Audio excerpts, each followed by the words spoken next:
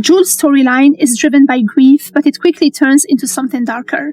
Learning about Glenn's death should have been a moment of reflection. Instead, it exposes just how absent he's been. He didn't even know his own son had epilepsy. That detail says everything.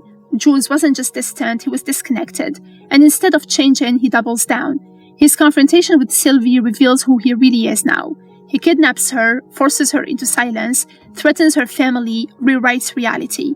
When he makes her rehearse the lie that she never saw him, it's not just about covering his tracks, it's about control. Sylvie's emotional confession to Kimmy adds another layer to the tragedy. She admits that sleeping with Glenn was her choice, a way to reclaim control after her past trauma. For her, it wasn't about love or rebellion. It was about ownership of her body. But now Glenn is dead, and that decision is tangled with grief, guilt, and confusion.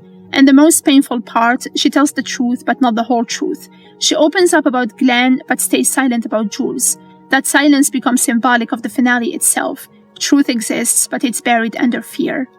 Throughout the episode, Roy and Norman believe they're still in control. Roy thinks he can manipulate the system. Norman believes he's built something untouchable. And in a way, Norman is right. His biggest revelation is chilling. The entire company is corrupt by design. Every account is dirty, every partner is implicated, every move is connected. It's a perfect trap. If one person falls, they all fall. That's how he protected himself, or at least that's what he thought. The final boardroom scene is where the real ending happens. This isn't just a meeting, it's an execution. Kimmy takes control and systematically dismantles everyone. Roy is exposed as a drug user and stripped of power. Charles is weakened by investigations. Olivia's finances are frozen. Norman's operations are laid bare. At first, Norman seems unfazed. He even admits the corruption, believing it protects him. Because if everyone is guilty, no one can accuse him. But then comes the twist. Horace changes everything with one reveal. They're state witnesses. That single move destroys Norman's entire strategy. Because now, the system isn't protecting them, the law is protecting them and targeting him. Norman built a system where everyone goes down together, but he didn't account for betrayal at the highest level. Horace's checkmate line isn't just dramatic, it's literal. Roy and Norman thought they were playing the game, but Kimmy, Mallory, and Horace were playing a completely different one. Mallory's arc is subtle but important. At first, she looks like a victim, framed, manipulated, trapped in Roy's schemes. But by the end, she aligns with the right side. She survives the legal trap, she helps dismantle the system. Her dynamic with Alex also hints at something deeper. She's beginning to question what power actually means.